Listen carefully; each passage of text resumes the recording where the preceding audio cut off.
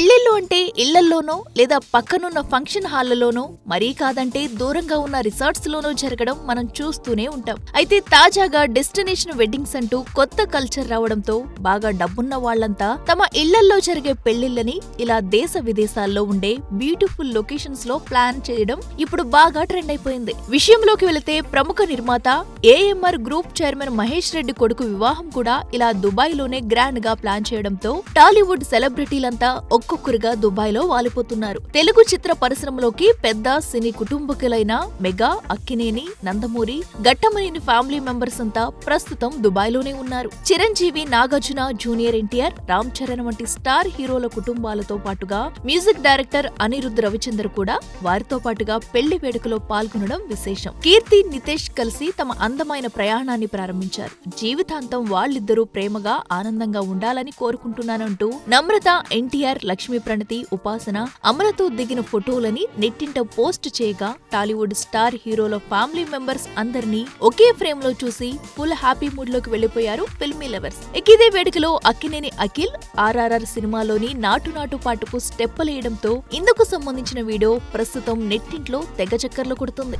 అసలే భారీ అంచనాలున్న సినిమా, అందులోనూ క్రేజీ కాంబినేషన్.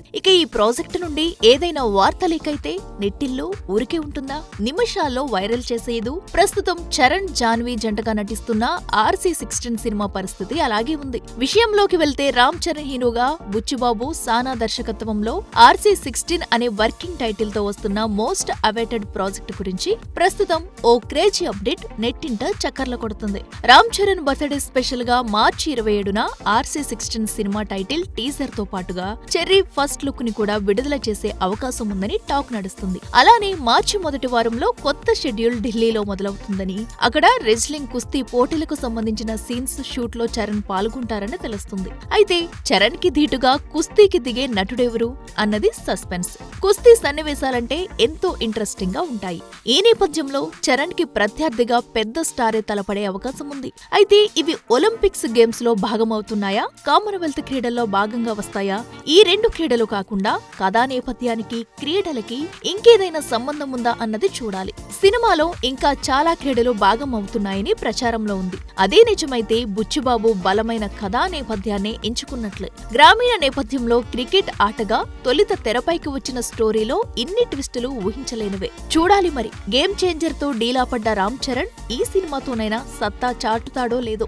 ఒక మోస్తారు హిట్ సినిమాలనే రీమేక్ చేసే ప్లాన్లలో ఉంటారు మూవీ మేకర్స్. అలాంటిది సాలిడ్ సక్సెస్ కొడితే ఇక ఆగుతారా? ప్రస్తుతం దిల్ రాజు పరిస్థితి అలాగే ఉంది. వాస్తవానికి సంక్రాంతికి వస్తున్నాం హిట్ అవుతుందని అనుకున్నారు. కానీ మరీ 300 కోట్ల సినిమా అవుతుందని మాత్రం ఎవరూ ఊహించలేదు. సంక్రాంతికి పర్ఫెక్ట్ గా సెట్ అయ్యే ఫ్యామిలీ మూవీ కావడంతో కుటుంబ ప్రేక్షకులు ఈ సినిమాకు పోటెత్తారు. టికెట్ల ధరలు కూడా అందుబాటులో ఉండడం కలిసొచ్చింది. గేమ్ చేంజర్ తో దెబ్బతిన్న దిల్ రాజు ఈ చిత్రంతో లాభాల పంట పండించుకుని సేఫ్ అయ్యాడు. అయితే సంబరం అంతటితో ముగియలేదు.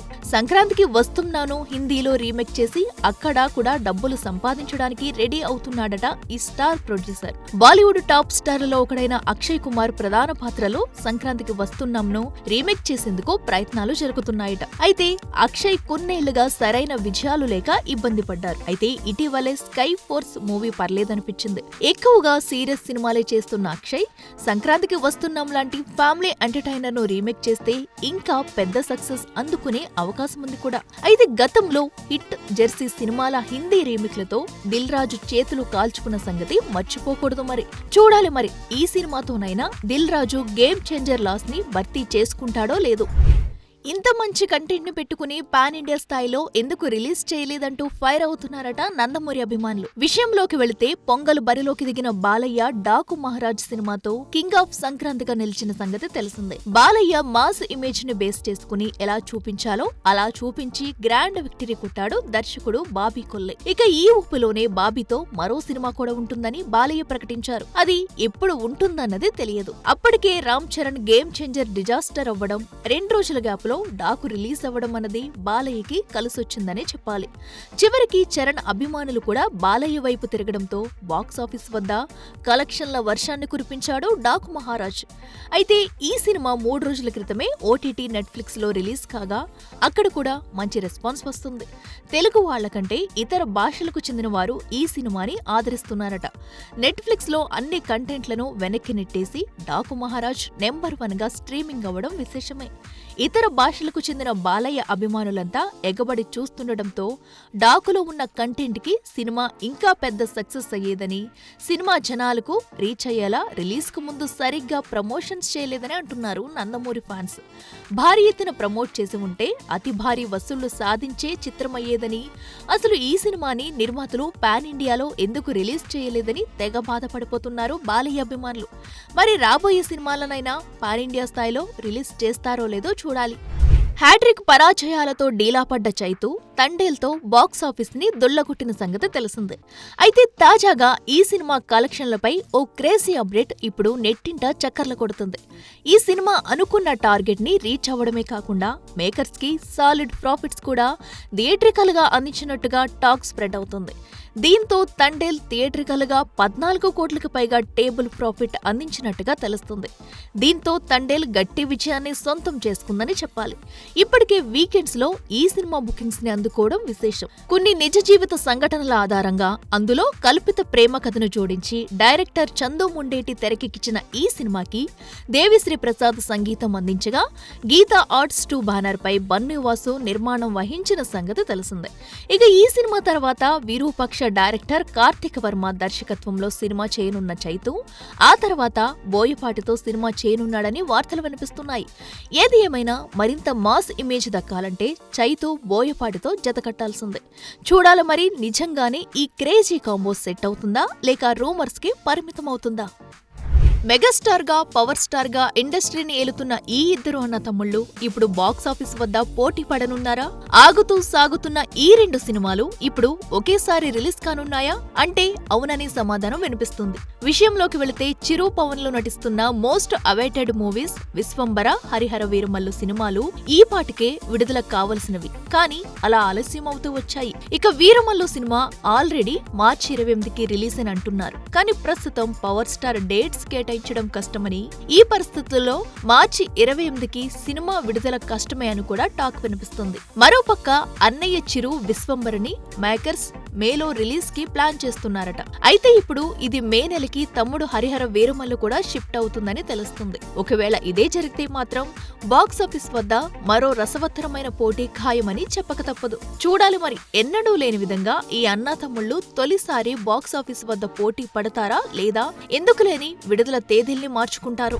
సినిమా సెట్స్ మీదకి వెళ్లడానికి ముందు జరిగే ప్రీ ప్రొడక్షన్ లో హీరోని వివిధ రకాలుగా మేక్ ఓవర్ డిజైన్స్ తో లుక్ టెస్ట్ చేస్తారన్న సంగతి తెలిసిందే. ఇప్పుడు అలాంటి ఓ ఇంట్రెస్టింగ్ మేక్ ఓవర్ ఆడియన్స్ ని తెగ ఎంటర్టైన్ చేస్తుంది. అదే బాలయ్య డాకు గెటప్ విషయంలోకి వెళితే నందమూరి నటసింహం బాలకృష్ణ హీరోగా, అలాగే ప్రజ్ఞా జైస్వాల్, ఊర్వశీ రౌతేలా ఫీమేల్ లీడ్ లో దర్శకుడు కొల్లి బాబీ డాకు మహారాజ్ చిత్రాన్ని తెరకెక్కించిన సంగతి అందరికీ తెలిసిందే. అయితే ఎన్నో అంచనాలు నడుమ ఈ సంక్రాంతి కానుకగా వచ్చిన ఈ చిత్రం అభిమానుల అంచనాలు అందుకుని బాలయ్య కెరీర్ లో బిగ్గెస్ట్ హిట్ గా నిలిచింది. ఇక లేటెస్ట్ గా ఓటీటీలోకి వచ్చి కూడా అదరగొడుతున్న ఈ చిత్రంపై కొన్ని సాలిడ్ పోస్టర్స్ ఇప్పుడు వైరల్ గా మారాయి. బాలయ్య ఈ చిత్రం కోసం మొత్తం 3 డిఫరెంట్ లుక్స్ ప్రిపేర్ చేసిన సంగతి తెలిసిందే. అయితే వాటిలో మాస్ లుక్ డార్క్ షేడ్ కూడా ఒకటి. అయితే దీనిపై ప్రీ ప్రొడక్షన్ లో ప్లాన్ చేసిన కొన్ని పోస్టర్స్ ని రివీల్ చేశాడు డిజైనర్ విశ్వనాథ్ సుందరం. సినిమాలో కంటే వీటిలోనే బాలయ్య మరింత పవర్ఫుల్ గా కనిపిస్తున్నారని చెప్పాలి. సాలిడ్ మేకోవర్ తో బ్యాక్గ్రౌండ్ ఆర్ట్ వర్క్ లో కూడా ఇలాంటివి అఫీషియల్ గా వచ్చి ఉంటే ఇంకా ఇంపాక్ట్ గట్టిగా ఉండేదని ఫీల్ అయిపోతున్నారు నందమూరి అభిమానులు. ఇక గతంలో కూడా RRR, రాధేశ్యామ్ లాంటి సినిమాలకి కూడా ఈ తరహా ప్రీ ప్రొడక్షన్ పోస్టర్స్ కొన్ని సోషల్ మీడియాలో వైరల్ అయిన సంగతి తెలిసిందే. అసలు కంటే కొసరముద్దని రిలీజ్ చేసిన వాటికంటే ఇలా దాచిపెట్టినవే మంచి applause దక్కించుకుంటున్నాయన్నమాట.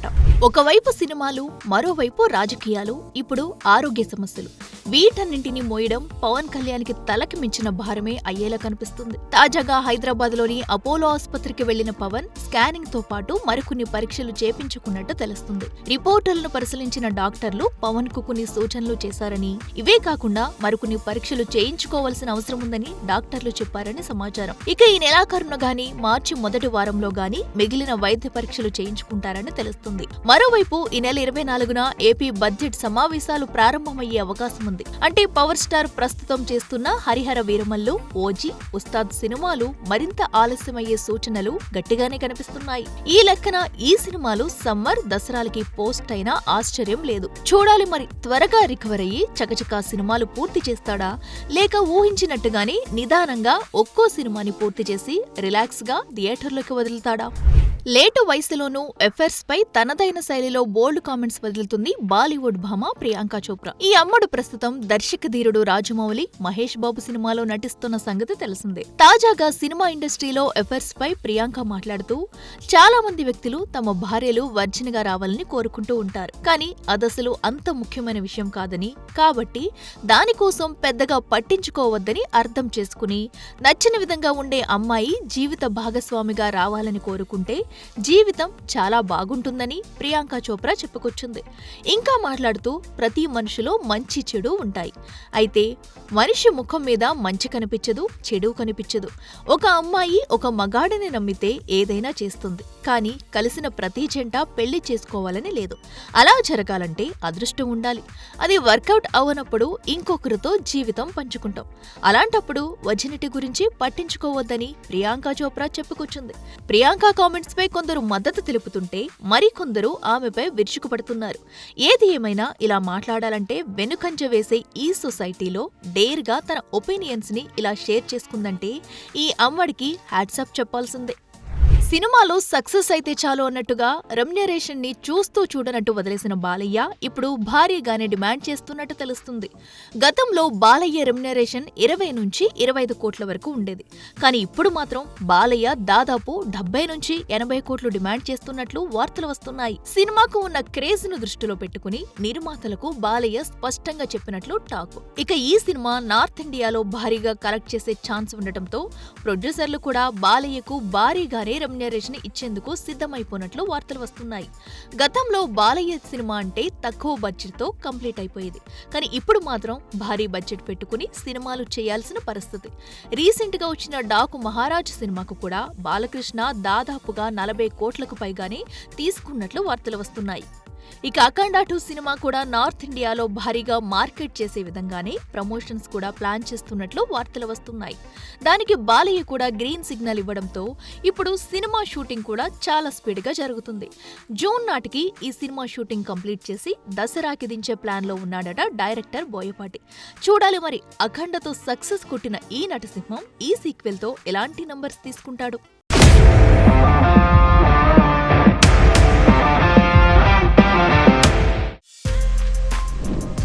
For more videos like this, subscribe Big TV channel.